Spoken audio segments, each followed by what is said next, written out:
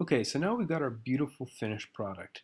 I'm sure you'll all be proud when you get to this moment the first time you throw a successful piece. As you go on a throw, you'll realize that this is a harder accomplishment than it seems, but getting to this point is an amazing feeling.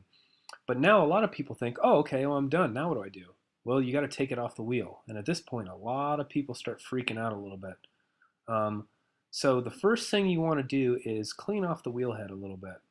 As you get further on, you'll care a little bit less about this as it doesn't matter. But just to give you success, a good way to start out is just make sure that wheel head is clean and there's no other debris or anything in there that could possibly slight your piece in any way. So I'm going to take my sponge and just wash it out a little bit. And then I am going to just wipe this off and turn my wheel on a little bit here and just wipe off the wheel. So we got this nice clean surface to work with. Watch out for those knobs. Now, the nice thing is if you have a bat and you're throwing on a bat, you can just take the bat off, let the piece dry out a little bit, and then cut it off later. But for those of you who throw directly on the wheel head, which honestly I recommend, you have to cut it off the same day you make it. So we'll take our wire tool, and when you cut clay off the block, a lot of you are used to holding it by the handles, which is what it's designed for. But when you cut off your piece, I want you to choke up on the wire and actually hold the wire itself. And what you're going to do is you're going to press the wire flat down against the wheel head. You want it to be flat. You don't want it to come up at all. Whatever happens, don't let it go up. If you have to stop, that's fine, but whatever you do, don't pull up because you will slice your piece in half or take a chunk out of the bottom. And a lot of people like to turn the wheel slowly so it takes the tension off one side of the piece so you don't end up squishing it into an oval. So you can turn the wheel on slow speed, and then what you want to do is just drag the wire straight towards your body. Not too fast, not too slow, just like that. It's that simple. And now you definitely want to take all this excess clay off of your wire because if you leave it on there, then it gets all dry and chunky, and the next time you go to do this, you end up getting weird grooves and textures underneath your piece that you didn't intend. So always wipe off your wire and you can kind of set that aside.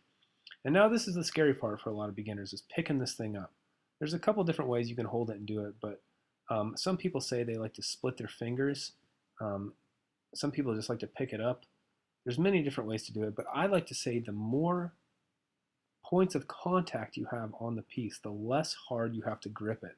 So one way people do it is they kind of pick it up like this. I like to touch it with all 10 of my fingers, but very lightly.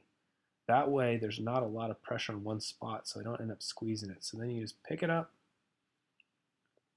and there you go. Should look something like that on the bottom, hopefully. You can see mine's so thin that the bottom pulled out a little bit when I lifted it up. And you can wait till it's leather hard and trim off that bottom. Don't try to trim it off when it's wet. I've done that and it causes problems. So now you might be wondering, what am I going to do with this beautiful piece? Well, I'm going to do what all of you do when you throw a cylinder. I'm going to take my wire tool and we're going to cut it in half. And the reason why we're going to do this is we are going to look at our craftsmanship and look at what it looks like on the inside. So once again, I'm going to choke up on my wire and I'm just going to cut it straight down the middle. A lot of people think this is cringeworthy, but it's all part of the learning process. All right, so now we're going to look at what does this look like in a profile. So now we can see what the inside of our pot looks like. You can see I have a dangerously thin base, but I also have very even walls. And that's what's really important here. See, this base ideally should have been thicker. And when you chop it off the bottom, you end up leaving a little bit of clay behind. So it's always a good idea to make your base maybe a little thinner. And when we get to, thicker. And when we get to trimming, you want it quite a bit thicker because you're going to flip the piece over and carve down into it to make foot rings. But we'll get to that later. Let's stick with this. So you can see that even though my base is thin, it is pretty well compressed. That's good. The clay was well compressed. And if you look at the walls, you can see that for the most part, they have a pretty consistent thickness. It's weird. I don't usually do this, but it's a little bit thicker in the middle, which is kind of odd. Usually I'm pretty good about getting it consistent. But a lot of times you'll see, as even I do, up at the top gets a little bit thin, and that's usually because there's less weight on the clay, so you don't have to squeeze it quite as hard to get the same results. Usually people end up with a much thicker bottom. Kind of like when we do pinch pots, a lot of people end up with a nice square outside, but they have that weird curve on the inside, so that makes that area a lot thicker. What that means is you just didn't pull enough clay from the bottom up into the walls of the piece.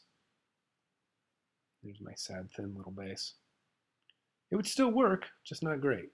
So basically, I'll show you an illustration of what it would look like when we are actually pulling. So I'm going to do my best to do this. I shouldn't have cut it totally off the wheel. That was my mistake, but I had to show you how to take it off the wheel. So I'm going to adjust the camera a little bit here and get my fingers wet and show you basically what the inside hand is doing. So the outside hand is a little bit below the inside hand, and the inside hand is going to be pushing out the wall so the outside hand can catch it. And as it lifts up, that's how you're pulling. That's how you create that shelf for your fingers to grab onto.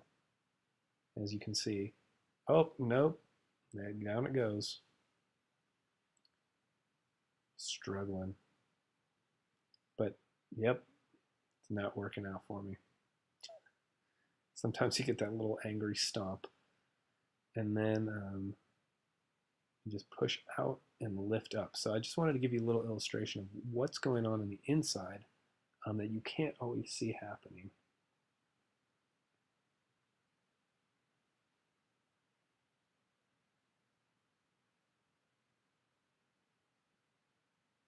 So my sad piece is now starting to crumble. And really, although it's frustrating to do this once you're successful, I'm going to have you do this through your process of looking at a number of different pieces, because it's really important to look at the structure. And especially when you first start throwing, it's important to look at the structure and make sure you're being consistent, because a lot of times the thick bottoms or the heavy bottoms or the super thick bases or the pyramid shaped walls that are super thick then thin out are really bad habits to form in the beginning. If we can break that, the sooner the better, because then you won't develop muscle memory. And that's how you cut it off, and this is what it should look like. Good luck.